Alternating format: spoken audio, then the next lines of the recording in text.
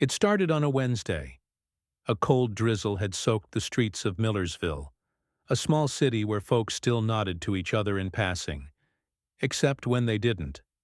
That morning, the number 12 bus was late. Again. The heater sputtered. And the smell? It lingered, thick and sour, like someone had been living in there for days. Someone had, and that someone was Arthur Bell, the driver. Arthur wasn't your typical bus driver.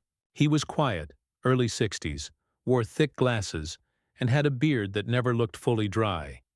He didn't speak unless he had to.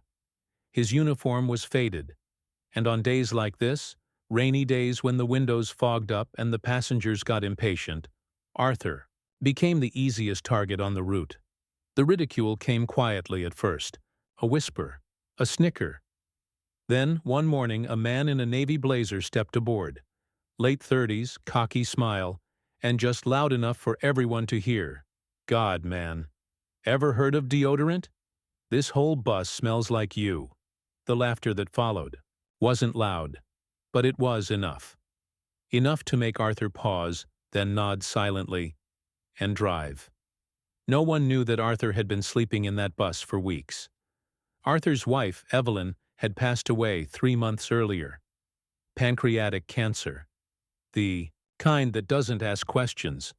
It just takes. Medical bills piled up fast, and with no children and no real savings, Arthur had quietly slipped into the cracks of the system. His landlord gave him 30 days. He spent the last 10 sleeping in the bus yard before the company found out and gave him a warning. That's when he started staying in the bus itself, riding the last route home, parking in the depot, and curling up on the back bench beneath a heavy gray blanket. He didn't ask for help, didn't complain. He just kept driving. People complained.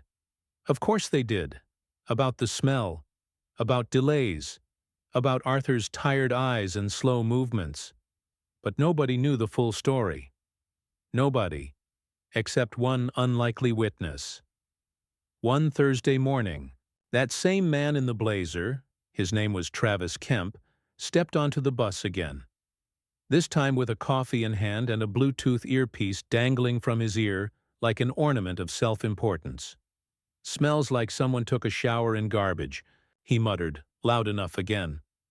Arthur said nothing, but a girl in the second row, probably no older than 17, turned around and whispered, "He sleeps here. Leave him alone." Travis froze. The laughter stopped. Eyes shifted. Arthur glanced. In the rearview mirror, his expression unreadable. He drove. That girl, Elena, had seen him once, late at night, through the depot fence. She'd been riding her bike past the yard and spotted a shape in the back of the bus. She hadn't told anyone until now. The next day, she posted about it on the local Millersville community board.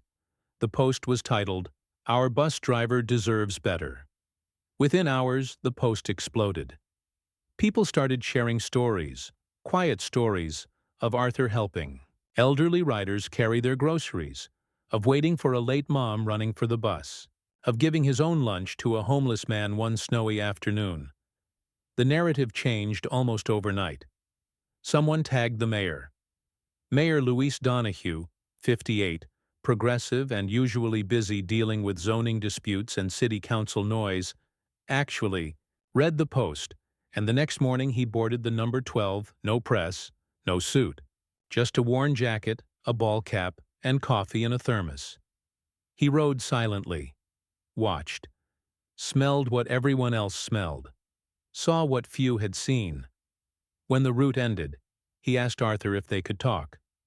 That evening, during a city press briefing, Mayor Donahue stood behind a podium and did something no one expected.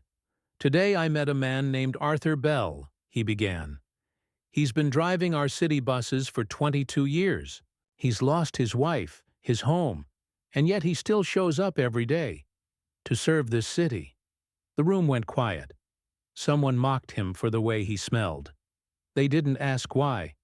But this city is better than that. We will be better than that. He paused, then added, I rode that bus. I sat where you sat. And I'm telling you, we owe Arthur more than silence.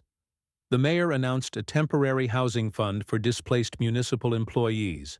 He also mandated a formal wellness review for all public transportation staff. But that wasn't the twist. 2 days later, the mayor returned to the number 12. But this time, he didn't just ride. He drove. With a commercial license he'd quietly renewed the week before, he took the wheel for the first morning shift, while Arthur sat in the second row. It was symbolic. It was loud, and it went viral. Photos showed the mayor in a city bus uniform, hands on the wheel, passengers applauding. Arthur sat quietly, hands folded, tears in his eyes. The man in the blazer, Travis, never boarded the number 12 again. But the city had already moved on. Arthur eventually moved into a city-supported apartment. He cut his beard, got a new uniform, and on his 63rd birthday, he was named Millersville Citizen of the Year. But he never really talked about the moment that changed everything.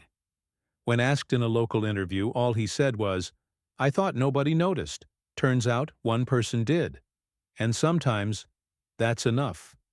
In a world that often looks the other way, it only takes one quiet act of courage to shift the spotlight, to rewrite the story. Would you have spoken up, or just stayed silent? If this story moved you, don't forget to like, subscribe, and hit the bell icon. We share real stories of justice, kindness, and courage, told through a single image and the power of voice. Leave your thoughts or your own stories in the comments below, because sometimes one voice is all it takes.